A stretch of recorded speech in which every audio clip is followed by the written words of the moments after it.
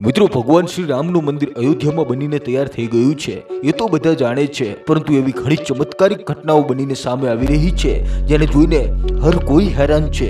જે ગીધો છેલ્લા ઘણા વર્ષોથી આપણને જોવા નહોતા મળતા એ અચાનક મોટી સંખ્યામાં અયોધ્યામાં ગીધોનું ટોળું પહોંચી ગયું છે. ઘણા લોકો તેને સાક્ષાત જટાયુ કહે છે, જે ભગવાન રામના પ્રાણ પ્રતિષ્ઠા મહોત્સવમાં સામેલ થવા માટે આવ્યા છે. લોકોને હેરાની એટલે પણ થઈ રહી છે કે જે ગીધોની પ્રજાતિ વિલુપ્ત થવાના કગાર પર હતી. સાલ 2000 બાદ આટલી મોટી સંખ્યામાં ક્યાંય ગીધો જોવા નહોતા મળતા. એ આટલી સંખ્યામાં અયોધ્યા પહોંચી એ ખરેખર ભગવાન રામનો ચમત્કાર છે. અને આ વાત જ્યારે મીડિયામાં પહોંચી તો બધી જગ્યાએ ભગવાન શ્રી રામના ચમત્કારની વાત હોવા લાગી. આ ચમત્કારને આજે વૈજ્ઞાનિકો પણ માને છે. આજના વિડીયોમાં ભગવાન શ્રી રામના મંદિર નિર્માણ વખતેના ચમત્કારને દેખાડીશું, જેના વિશે જાણીને આપ પણ ચોંકી જશો. આખરે શા માટે નેપાળથી બે વિશાળ શિલાઓ લાવવામાં આવી હતી, જેનાથી ભગવાન શ્રી રામની મૂર્તિ બનાવવાની હતી, પરંતુ એમાંથી મૂર્તિ ના બનાવી બીજા પથ્થરો શા માટે લાવવામાં આવ્યા? વિડીયો શરૂ કરીએ એ પહેલા કમેન્ટમાં જય શ્રી રામ જરૂર લખજો. ચાલો શરૂ કરીએ આજના આ વિડીયોને. મિત્રો, જે ક્ષણની આખી દુનિયા રાહ જોતી હતી, હવે તે સમય આવી ચૂક્યો છે. અયોધ્યામાં રામ મંદિર બનીને તૈયાર થઈ ચૂક્યું છે. 22 જાન્યુઆરીના દિવસે રામલલ્લા પ્રાણ પ્રતિષ્ઠા કરવામાં આવશે, પરંતુ એ પહેલા જ ચમત્કાર પર ચમત્કાર જોવા મળે છે. સૌથી પહેલો ચમત્કાર ત્યારે થયો જ્યારે લોકોને જટાયુના વંશજ ગીધ આકાશમાં ઉડતા જોવા મળ્યા. ત્યાં સુધી કે ભગવાન શ્રી રામના ભક્તો તેને પ્રાણ પ્રતિષ્ઠામાં આવેલા મહેમાનો માને છે, કારણ કે છેલ્લા ઘણા વર્ષોમાં ગીધોની પ્રજાતિ લગભગ વિલુપ્ત થઈ ગઈ હતી. પરંતુ રામ મંદિરની પ્રાણ પ્રતિષ્ઠા નજીક આવતા જ અયોધ્યાની આજુબાજુ મોટી સંખ્યામાં ગીધ પહોંચી ગયા છે. લોકો આ ચમત્કારને જોઈ પૂજા પણ કરી રહ્યા છે, કારણ કે ગીધ એવું પક્ષી છે જે ભારતમાં વિલુપ્તના આરે છે. એવામાં પ્રભુ શ્રી રામના આગમનમાં એ કેમ દેખાયા? હવે મિત્રો, આવડી મોટી વાત કોઈ સંયોગ તો ના હોઈ શકે. મિત્રો, ઘણા બુદ્ધિજીવી લોકો રામાયણને ના હોવા પણ સવાલ ઉઠાવે છે.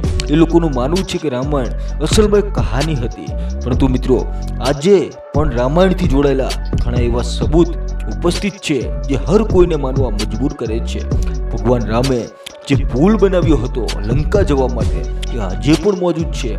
તેને વૈજ્ઞાનિકોએ પણ માન્યું છે. વૈજ્ઞાનિકોએ એને જોઈને કહી દીધું કે આ કોઈ પ્રાકૃતિક ઘટના નથી, પરંતુ કોઈ માણસો દ્વારા બનાવવામાં આવેલો પુલ છે. જે જગ્યાએ આ પુલ બનાવવામાં આવેલો છે તે પુલ આજે પણ ત્યાં મોજૂદ છે. અને આ ચમત્કાર પણ ખૂબ મોટું સબૂત છે. જટાયુ ગીધ પ્રજાતિથી સંબંધ ધરાવતા હતા, તો જટાયુ ભગવાન શ્રી રામના પરમ ભક્ત હતા. મિત્રો, જટાયુ અને ભગવાન શ્રી રામનો ઉલ્લેખ રામાયણમાં પણ છે. ત્રેતા યુગમાં ભગવાન શ્રી રામને તેમના પિતા દ્વારા વનવાસનો આદેશ મળ્યો હતો, તો પંચવટીમાં ભગવાન શ્રી રામની પક્ષીરાજ જટાયુથી મુલાકાત થઈ. પક્ષીરાજ જટાયુ માતા સીતાને પોતાની પુત્રી સમાન માનતા હતા. જ્યારે રાવણ માતા સીતાનું હરણ કરીને લઈ જતો હતો, ત્યારે જટાયુએ માતા સીતાનું રક્ષણ કરવા યુદ્ધ કર્યું હતું. એ જટાયુ એને પોતાની પાંખોથી રાવણને માર માર્યો હતો. રાવણના શરીરને ચાંચ મારીને જટાયુએ લોહી લુહાણ કરી દીધું હતું. આ સંઘર્ષમાં જટાયુએ પોતાના પ્રાણની આહુતિ આપી હતી.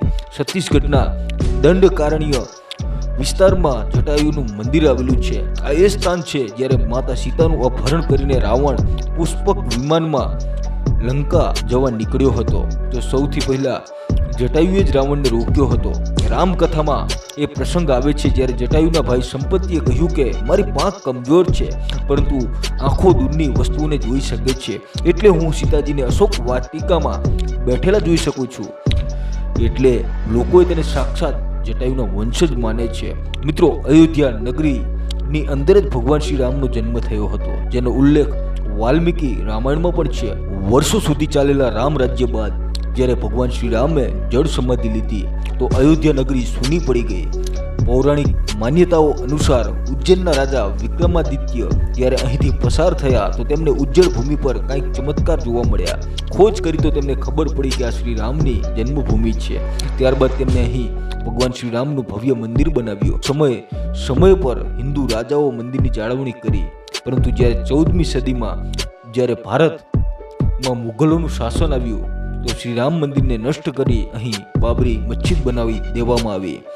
1525માં રામ જન્મભૂમિ મંદિરને બાબર સેનાપતિ મીર બાંકીએ ધ્વસ્ત કરાવ્યું હતું.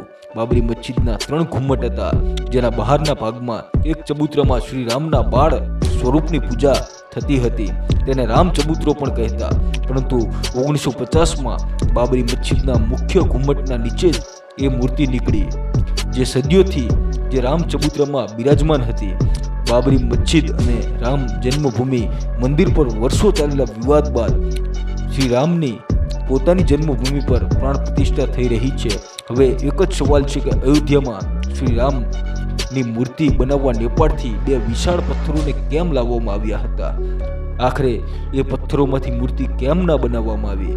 એવું તે શું કારણ હતું કે નેપાળના એ 2 પથ્થરની જગ્યાએ બીજા પથ્થરોનો ઉપયોગ કરવામાં આવ્યો? રામ મંદિરના નિર્માણનું કામ પૂરું થયા બાદ ફેબ્રુઆરીમાં નેપાળ કાલિંદી તટની 2 શિલાઓ લાવવામાં આવી હતી. આ 2 શિલાઓનું વજન 14 ટન અને 27 ટનનો હતો. શરૂઆતમાં આ શિલાઓમાંથી રામ મૂર્તિ બનાવવાની વાત સામે આવી હતી, પરંતુ બાદમાં ખબર પડી કે આ શિલાઓને રામ મૂર્તિ બનાવવા ઉચિત સમજવામાં ના આવી. ભારતીય મીડિયામાં છપાયેલી ખબરો અનુસાર આ પથ્થરોમાંથી મૂર્તિ ના બનાવવાનું કારણ રામ મંદિરથી જોડાયેલા સંતોનો અભિપ્રાય અને આનાકાની હતી. ખબરો અનુસાર ઘણા સંતોનું માનવું હતું કે કાલિંદી શિલાઓને તોડી ના શકાય કારણ કે તે શાલિગ્રામ બરાબર છે. જોકે અયોધ્યા પહોંચેલા નેપાળી પ્રતિનિધિઓ અનુસાર આ શિલાઓની તકનીકી જાંચ બાદ મૂર્તિકારોએ કહ્યું કે આવી શિલાઓથી મૂર્તિ બનાવવી ઉચિત નથી. ત્યારબાદ બીજા પથ્થરોની મૂર્તિ બનાવવામાં આવી.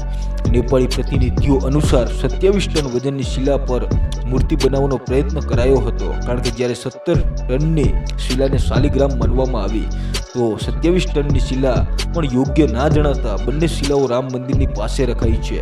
ભારતીય મીડિયા અનુસાર રામ મંદિરના ગર્ભગૃહમાં રાખવામાં દેશના અલગ અલગ વિસ્તારોમાંથી આવેલા પથ્થરોમાંથી 3 મૂર્તિઓ બનાવવામાં આવી છે, જેમાંથી સૌથી સારી મૂર્તિને ગર્ભગૃહમાં રાખવામાં આવશે.